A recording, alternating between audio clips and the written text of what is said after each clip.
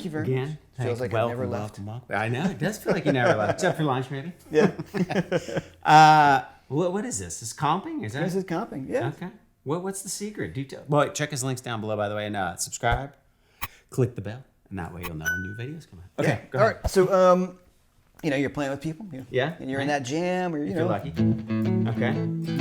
You're kind of doing that. Right. And so I don't want to do that. Okay. So one of the first things, this great chord. Ooh, check you out.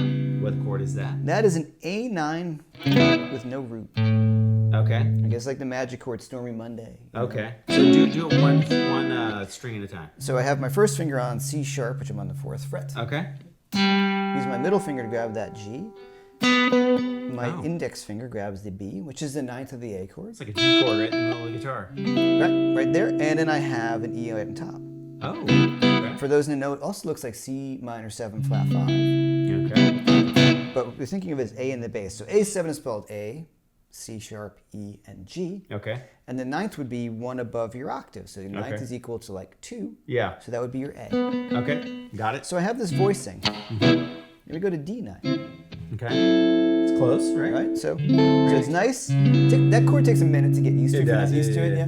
Then we go to the D9. Now, what's really going on, I love between this thing is. Oh yeah. It's nice E on top, so we call it voice leading. Okay. And then for my E chord, I'm gonna go up to E9, back down. Okay. Now I can go to this A, or I can drop my pinky down, which is a little tricky. Ooh. That's a little weird. Yeah, a little weird. I'm barring with the pinky. Is it barring like with that on the 5th fret? Yeah. Okay, so it's like an A. Yeah, like the A chord. Okay. Yeah, so it's a bit weird. It's Yeah. hard to do. I sometimes get it. Sometimes I feel like my finger's going barn. Like it kind of like pops in that spot. Yeah, exactly. So there, my D9. Right. Those are my voicing. That's what I'm playing off. But the little move I did. Yeah, well, and then the other thing is you're punching. You're not playing like I'm playing consistently, and you're kind of popping in and out. Yeah. Right. Let's do that real Well, quick. I'm thinking about like filling in parts. Yeah. Yeah. Almost like a horn stab. Exactly. Yeah. All right. Ready? So 1, Got me. 2, 3, 4.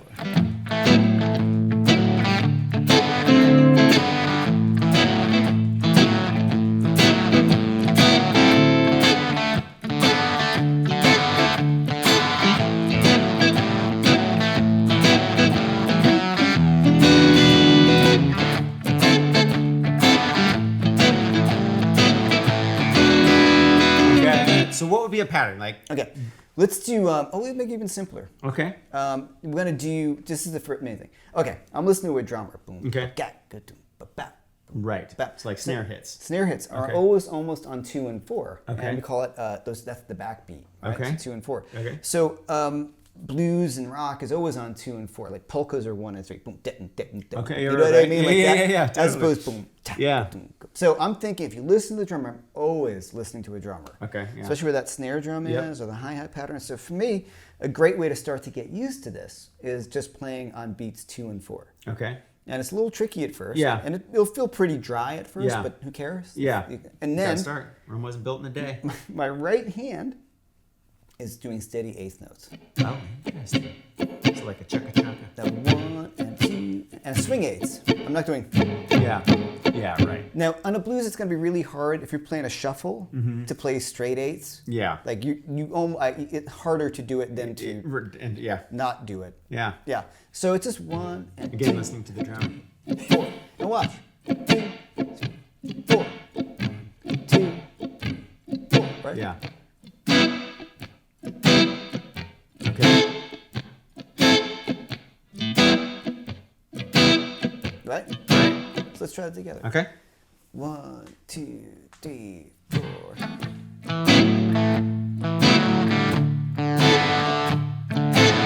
Right?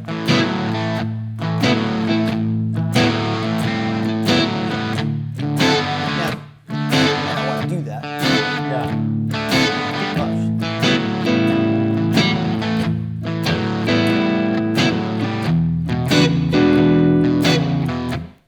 Right. So you're letting it carry over a little. Letting it carry over, and Yeah. I might hit some of the upbeats, right? Yeah. But I'm still really largely marking 2 and 4. So if I went 4, Yeah. So everything is, at some point I'm either hitting 2 or 4. Yeah. And that gives it, just matching up with that snare drum. So if I keep it simple, once again, I can just do like, if I take from the 5, 2, 3, 4, 1, 2, 3, 1. Yeah. Now you feel it right there.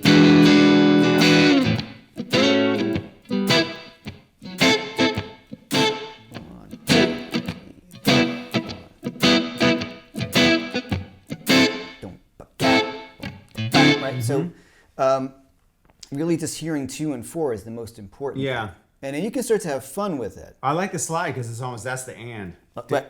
Yeah, and I'll show you that. Now, one thing though is when you really feel that, the other trick too is to just keep a consistent pattern for a while. Yeah. Like the biggest thing that was always wrong with me, especially when I was getting into funk bands, and was I would change up the pattern like every bar or 2. Yeah. And then you get the stink eye. Yeah. You know what I mean? Oh man. You know, like, or this. Yeah. Or. Yeah, exactly. That was my favorite one. Or you're fired. Yeah, that. Oh yeah. There's a great story, and I've told it in one of my True Fire courses. I was in a band called Liquid Hips. Okay. Nice. In whatever year it was, and we were playing in Europe. Warskar? Yeah. And we were playing in, I remember it clearly, because it was one of those cold sweat evenings. Yeah. And the other guitar player was really funky. These guys had played, they've been in a band in New York at a time called Defunct, and influenced the Chili Peppers. Like, really funky, great band. Yeah. And I was younger by about, 10 years. Okay. And there's this cool riff. I remember, like...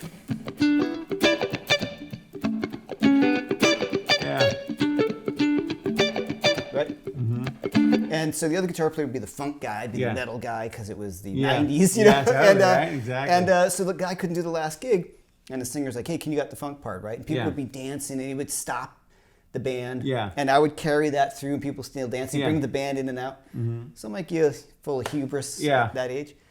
Got this. The guitar player's not there. He points to me, and I'm like... Yeah. Everybody starts... Yeah, it's yeah. I know it's a long story, but the idea was learning from that really painful experience, and listening to James Brown records, and listening to a lot of Little Walter records. Little Walter, really? Little Walter, yeah. Never heard Little Walter. You tell. Okay, Little Walter, Chess Records. Okay. My Babe, Key to the Highway was like a hit for him, and he was a harmonica player. And I should know who his guitar players were. There were a few guys, but... great stuff. And I know Robin Ford talks about like the Church of Little Walter. The guitar stuff. I learned so much when we talk about those slides and those rhythms I was doing. Yeah.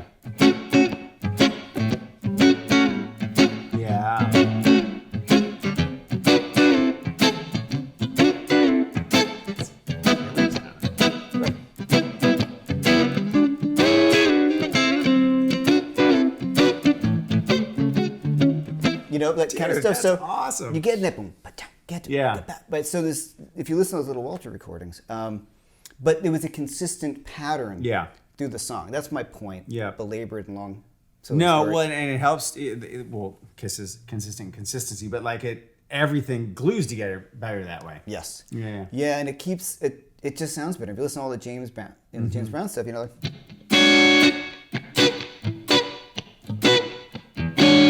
Whole song. And then the other guitar player would just go. Yeah. That would be it. So the two parts come together, and then I realized, like, wow, it's about locking it in. Yeah. So whether it's a blues rhythm, just feeling that 2, 3, 4. I can do like a bounce up, like 1, 2, and 3. And what happens is when this is going by itself, and I look at it, Steve Ray Vaughan is the king. Oh, totally. Now, he did this whole big thing, which, I think... Show. Yeah. Theatrics, and it worked. Yeah. But, everyone's looking at him anyways. Yeah, exactly. The whole time, right? You had to do something. Yeah. So this is keeping time. This 1 and 2 and 3. So if you notice when I was playing at the beginning of the video, this never stopped. Yeah. But I'll get what I call the chicka-chickas in between. Okay. Right, but then I pick my hand up kind of like a record needle. Vinyl's in again. So, and I grab some of them as opposed to Yeah, you're not washboarding. Yeah, I was Yeah. gonna say because you're coming in at an angle and it seems like you're slapping in the middle. Yeah, I like that washboarding. That's Uh-huh. cool. That's great. That's a good. Right? No, it's a perfect explanation. Like perfect visual for that. Yeah. So I kind of bring it in what I want, and I can grab some of them, and it adds a lot more interest. So Yeah. that last rhythm I did was just 1, 2, and 3, 4, and so Okay. 1, 2, 3, and 1, and 2, 3, and 2. So now if we slow it down. And I did this, you know, and you want to make sure that you're getting the right rhythms. Now, often with my students, you know, they'll come back with, I'll assign them something, they'll come back, and they're going all downs, or they're not doing anything, or they're going. Yeah, you got to keep the arm going. Yeah. You have to keep it going. Because you're chasing it Yeah. any other way. And this way, this is just keeping the time. It's your metronome. It's your It's metronome. swinging. Yeah, totally. Yeah. So the slide move, Okay. Where does that fit in? that's Money in the Bank. Okay. 1, So it's on 2 and. yeah. 1, right? 1, I'm on 2, yeah. 1, 2, man. Yeah. Yeah. And that reminds you of, for the jazzy guys, Freddie the Freeloader by Miles Freddie the Davis. Freeloader. Come on, that was a great name. Oh, yeah, okay. Yeah. Yeah. So, but we've heard that a million times. Like, that's Freddie the Freeloader, but it's a million. That's a tunes. million things, yeah. So I'm taking that same A9 and I'm sliding it up a whole step. But the trick is to not slide the third finger. I take that off, the first finger. I take that off because I would get. Oh, Right, so yeah, you don't. No. So we slide this Yo, up. man. Okay. And so I end up having like a 3-note chord, and this is A13. And it gives us basically to That it. sounded like the beginning of a sorry. Tom Petty song. It's an A9, I should say. It's an sorry. awesome chord. And then if I bring it up, Okay. it's an A13 or an A major 6. Yeah. All in the scale. Who cares? It's Super that cool. thing. Yeah. Right. So. It's called cool. Right. And you notice I'm not really putting any bass notes in because he's got them. Because there's a bass player, yeah. Or me. And I want to go to the 4 chord, go to my D9 chord, and I just slide the same move up. Yep, okay. Now I could have gone, Ooh. right? So it's the same. Here's that D9 with no root. And if check this out. So if I play D9, right? Same but that, shape. right? Is this? Yeah. It's the same thing. So these top 4 strings Yep. are this. Yeah. Inversion. Yeah. And so we just we Yeah. can do that, but Yeah. so I'm sliding these up and go to my 5 chord if I want. All right, so it's the same thing. Yep. But it's great to learn them in different positions because there's sonic things. You know. Yeah. For sure. Yeah.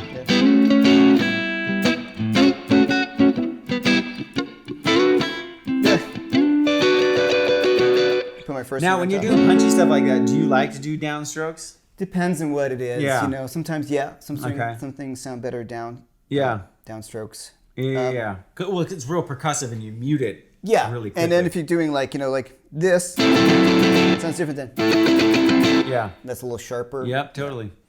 Um, And then are you on some of that stuff letting off the pressure? yeah, here? it's all about the left hand. Yeah. The time comes from the right, Yeah. and the rhythm really comes from the left. Okay. So I'm just like, So you're physically releasing physically the pressure. releasing. So I want to make sure when I'm in between, I get this and not. Yeah. Like, so it does take a little bit of practice when you're first doing it to release the pressure just enough. So it's chord drum set. Chord drum Yeah, set. yeah. I like it, yeah. Right? And so those moves, I mean, you start listening to Stevie Ray Vaughan. Oh, yeah, for sure. He does it all the time. Yeah. You know, and Every song. Little Walter, like this chord. Yeah, that was Stormy Monday, you know. Yeah.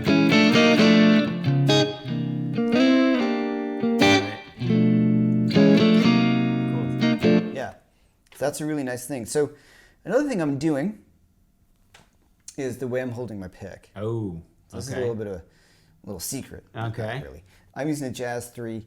I can play this with the point of the pick. Uh-huh. I can play with the rounded part of the pick. Yeah. And I can also play with the flat part of the pick. Uh-huh. And this is a weird sort of thing I kind of came across. So weird in the sense of I've never thought about playing at the back part of the pick. Yeah. And I got that from Robin Ford because he never. I use my volume knob a lot in the guitar. Yeah.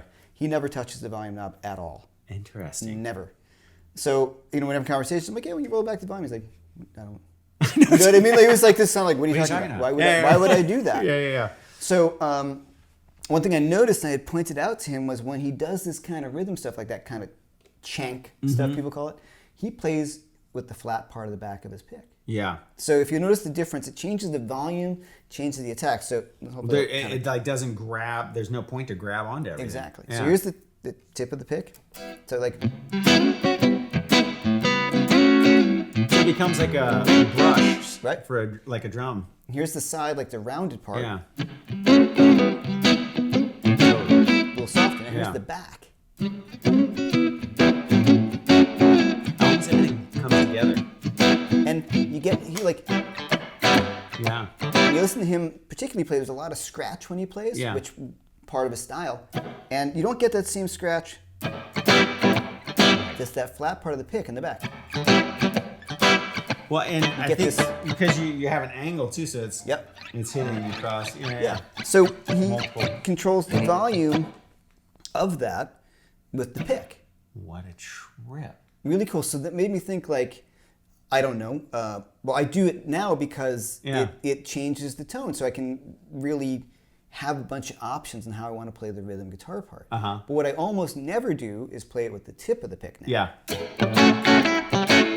It's cool, but side, I mostly go for the round part. Yeah, it's interesting. Well, Scott Henderson's the first person I ever saw do that, but Guthrie does that too. Yeah.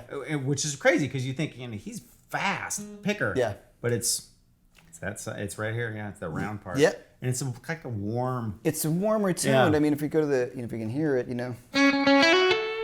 they're at the round. Yeah. It's way rounder. But yeah, so now one thing I mean, these obsessive things. I've looked for picks that sound as close to my fingers as I think I can, and that there maybe is a little variation. So kind of I look for these things. But okay, back to the blues rhythm guitar. So yeah, I'm just thinking that. So those three moves, right? So what's the whole pattern? I'll do the one, bump, da, da. So like 1 and 2, C and right.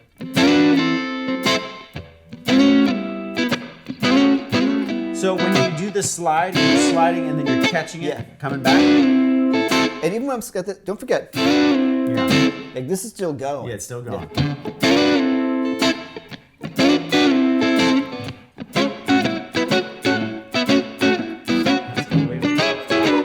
Okay, now blow by that. Okay, I'm just doing. That's a Little Walter thing. Yeah. Yeah, I got that from. So.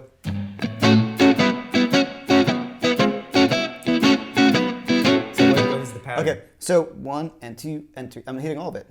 So it's just. So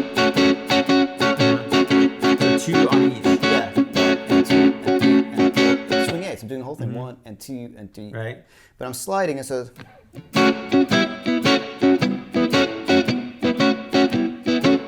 So 1. I'm not going 3. I'm not going. I'm hitting. I'm coming in on 2. 1. 1. Yeah. 1. Yeah. Okay, let me play it so give it context. Okay. 1, 2, 3, 4.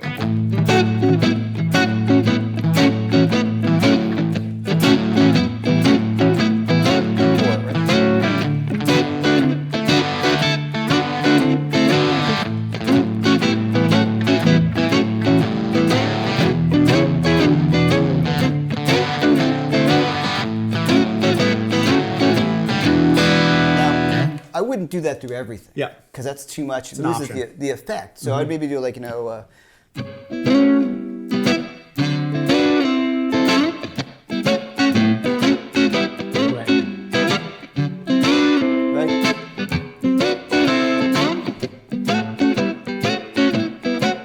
Yeah, maybe. Does it depend on what the singer's doing too? Like, Yeah, and how you're and doing all that it? kind of stuff. What I like about that riff area is it's not really interfering too much with the singer, this kind of part of the guitar.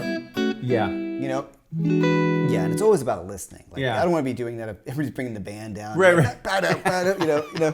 A bastion. Yeah, exactly. But with this kind of thing, as long as I don't do it on the whole thing, I use it as like horn hits, like you were saying. Yeah. A little sparing, and then I repeat it because it then becomes a motif that you can build upon. Yeah. You know? Okay, so build. Ready? Yep. So are we doing the quick turn? Yeah, or the... let's do the quick turn. Okay. 1, 2, 3, 4.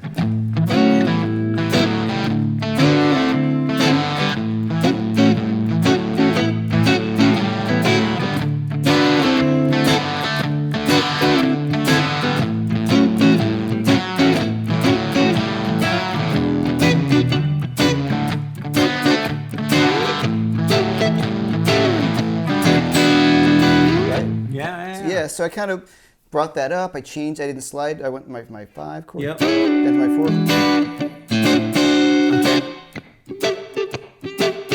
Nice. You know, I kind of kept that. What's that one? Okay, this D7. Ooh. So what I like about that, I went to my 4 chord. 7. Play that chord.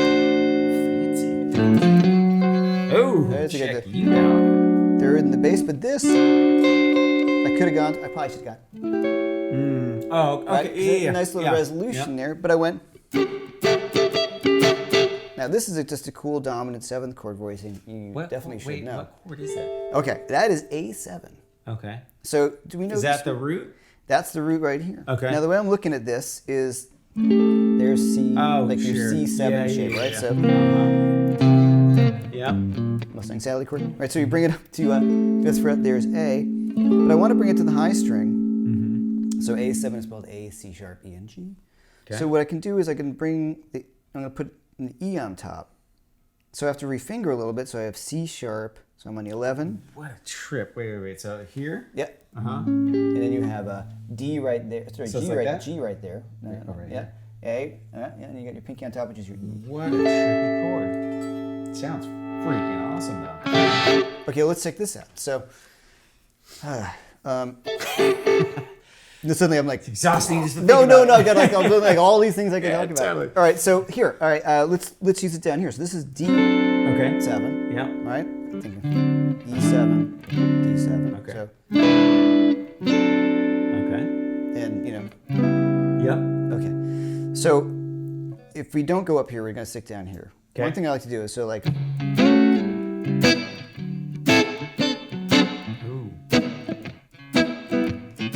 Watch.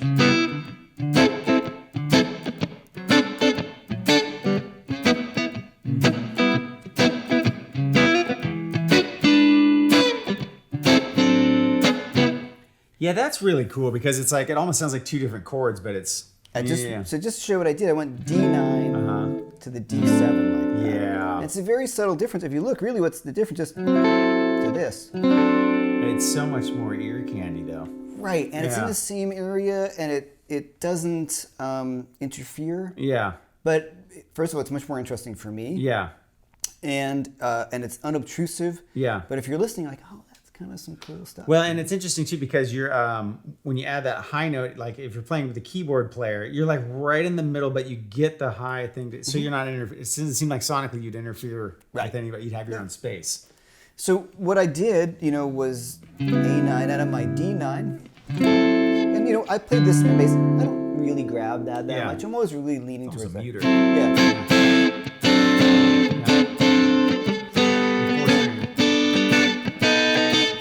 Yeah. Okay, so so you got this cool like. Oh, that is cool. Turnarounds?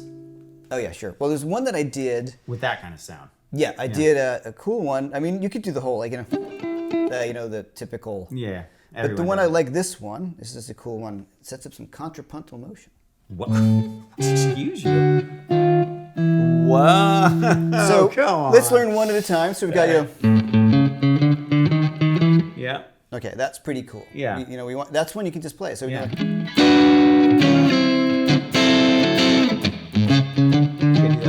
we So we see it. You're just walking up to the. Okay, cool. right? Or I can go.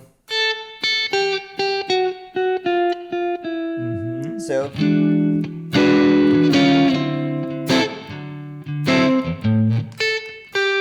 Oh, sorry. I messed it up. So here's where I messed up. And Okay. I'll let you in a secret. The first one, the turnaround actually starts on the G. So it's like 1, 2, 3, 4, 1. So this is your downbeat. Yeah. 1, 2. So it feels like if you start on beat 2, 1, 2, 3, 4, 1. Okay, so I've got 1, 2, 3, 4. Yeah. And I did that. So if you put them together. Oh, so you're combining those Yeah, two. so you get the terms, little music school, point contrapuntal motion. Okay. So that means one line So is that's where going counterpoint up. comes in. Exactly. Okay. Yeah, so. Okay, do those really slowly. Exactly. So I'm gonna play A and A, and I sometimes I actually do play it like that. Yeah, a lot, with like my thumb. thumb and first finger, or I might go thumb and always Yeah. play it with thumb, or I might just go Yeah. depending on what key I'm in. But if I want to practice for C, so. Yeah. What? Okay, wait, do this So I'm slowly, doing though. A. And My A. thumb and A. And then I have my C sharp, my pinky stretches to the G. Okay. Then this goes down, this goes up, so D, F sharp, E flat, F, to E, E. Right? Yeah. I'll put the chord It's reset. like a great chord. Thanks, I just made it up. It's a Jeff. Yeah, it's a Jeff chord. Jeff 7? First chord, oh darling. Oh, darling. Yeah. And it's first chord, Stormy Monday. Okay. So yeah. that's a nice one. And if you're playing a blues, you can just throw that in pretty freely. Yeah. And it's just a nice little change. So all I'm playing is E, G sharp, and that's root 3, and then we have a sharp 5. So technically that's a B. There's my B triad. So it's technically a B sharp, which is a C, Yeah. and E again. So you're just barring the. This is barring, yep. And So then if you want it to be, this is your root. that's my root. And don't play the high string. Just inside 4. So if I put that together, 1, 2, 3, 4, 1, 2. Oh, that sounds great. Or now you notice I skipped my first A. Yeah. Now, because sometimes you're in the heat of battle going, but I didn't get that. Yeah. So I just go 1, 2, 3, 4. Right, so I'm going to grab that on beat 2, 3, 4, 1, 2. Yeah. Well, and then in the beginning, it'll probably be easier for people to do that. Sure. Or yeah, so you say.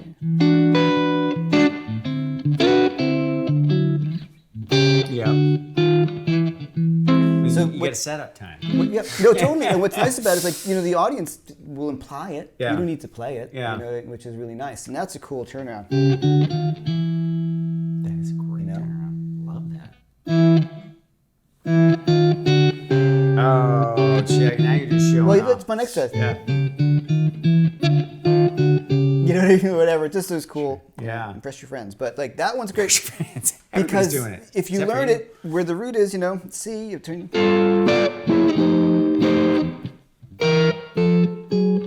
Yeah.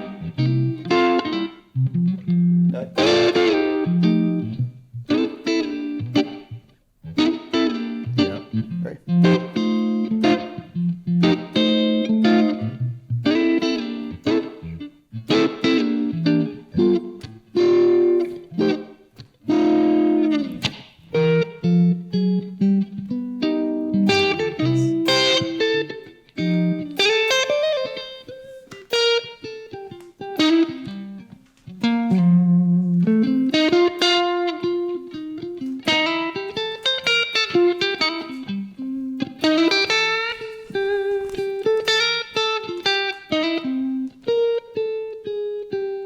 That is awesome. Dude, so you've gone from before this, you've gone from freaking Ingve to Little Walter. Yeah. What the hell? Well, Did you have a social life as a kid? yeah, no. Well, we talked about it. I've just been a music nerd. Yeah. I mean, I love. Okay, wait. Hold on. All right. So since you're so well versed in so many different styles, give us one band from each of the styles that because you played funk, you played blues, you played rock. Give us Sure. Oh, okay. Funk is James Brown. Okay. No question. Metal, boy. Well, I mean, That's a rough one. metal's all metal. I know. So metal. Like a record to listen to and start learning. Like if you're gonna learn Metal 101 and go like Paranoid. yeah. Paranoid. Yeah. By Okay. Sabbath. You know, Yeah. and one thing about Sabbath is they grooved. Yeah. Whereas I like Metallica, but they don't swing. No. Like you think about like, can I play a Sabbath tune for a second? Do we yeah, Get, it's just like like if you look at What about I'm thinking in War Pigs. Yeah. The groove section Oh, is so okay. Check this out. Right, Muddy Waters or Blue Child. How about?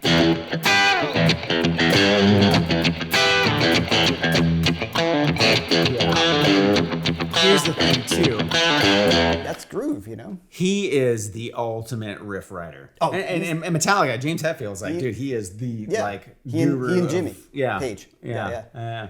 So so for metal, I would say Sabbath. Yeah. You know, I mean, just being still an all-time favorite. Blues, that style blues, Blues rock is like that what you were just doing. Cream. Yeah. That uses those kind of voicings and stuff, or yeah, well, Cream will use some of those. Yeah, Okay. sure. Yeah, yeah. But any particular album? Disraeli Gears. Okay. You know, Yeah. and cool stuff they never thought about, like if you learn Sunshine of Your Love, right? And please don't correct me if I'm wrong, but what I think it is just like, you know, instead of going like, he was going. Yeah, He's got these open voices, noise, you know, yeah. and yeah. Yeah. It's so good. Yeah, he's tough to beat. No, he's like tough to especially beat. as I get older too, I'm like, God. And it's just a complete package, right? It's like everything has to do with the song. And then as he gets further, like the Journeyman album, it's like, those are killer songs. Yeah. Killer playing. Like, Yeah. it's just rock and roll. And he's one of those guys, and people are like, well, you know, Cloud, I don't know. I'm like, Yeah. yeah, you be Eric Cloud. You know what I mean? Like, come on. Exactly. Okay, so different genres. What about like the sophisticated blues stuff? Robin Ford. Yeah. Yeah, I mean, he's the man for me. I've noticed like those kind of voicings too. I don't know a lot a stuff. I know enough, but like I hear him do that kind of stuff. Well, you know, having the great honor and pleasure of being in his band and and playing with him and being, you know, completely every night going, Yeah. Yeah. Exactly. like, whoa. Yeah. Is you know, Return to solo. No right. pressure. Yeah, exactly. You go. Most generous guy in the world. Yeah, like, yeah. It was like a duo. People were like, well, that was like a duo gig. Yeah. And I'm like, yeah, he's a great guy. Yeah. Is, you know, the lead playing aside, his rhythm guitar playing It's really good. is astounding. And I'm talking about even like the fusion-y stuff. And so we started to talk about my fusion background. So Miles Davis, We Want Miles, you know. so I started with Mike Stern for a little bit, you know, back in the day. No slouch either. No. And Scott Henderson and all that stuff. So I'm sorry, no, I'm just kind of like... No, that's good. In terms of Little Walter, huge for me. All those records. Okay. Just if you go on, you know, whatever your playlist and just Chess records. And just start listening because there's all these great stuff on Chess records. Howlin' Wolf, Muddy Waters. Yeah. Lighton Hopkins isn't Chess, but... Well, and the cool thing about all that old stuff is it's not just it's the groove. Like in the feel, even like the Little Richard style stuff, like that whole, like Little there's Richard, so much power in that music. Chuck Berry, I mean, jeez, you know. But I mean, like thinking about like the Howlin' Wolf stuff or Lighton Hopkins, you know, like I could kind of paraphrase this kind of thing, like his "Baby Please Don't Go," which I'm not gonna probably play that well.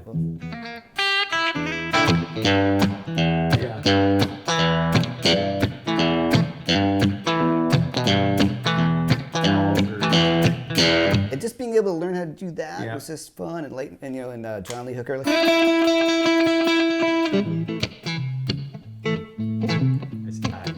need to learn how to do that kind of stuff. But it's in everything. It's easy top, like all it's that. Great, yeah, all that stuff. So listen to that. What became important to me for a long period of time was being able to be self-sufficient as a guitar player too. So if I'm going to play this blues stuff, even like a little Walter jam, I can play it by myself without a band, and I feel like I'm hopefully keeping it together. Yeah. Sweet. All right. I'm just so we don't run out of time. I know we're going to get to that mark, and it's like, oh, we missed it all. Anyways, make sure to check all of Jeff's links down below. We're going to be doing a bunch of stuff here coming up in the future as well. Make sure to subscribe and click the bell to be notified. Thank you for all your time. Thanks so much. I appreciate it. Will you chime in with the comments? Yeah, absolutely. Okay. Yeah. All right. So any leave questions, some I'll be comments. happy. There you go. And you teach too, huh? I do. You can contact me through my website, jeffmceerlain.com, and I will get back to you lickety split. Sweet. Thanks. All right. Well, thanks for watching. Catch you next time.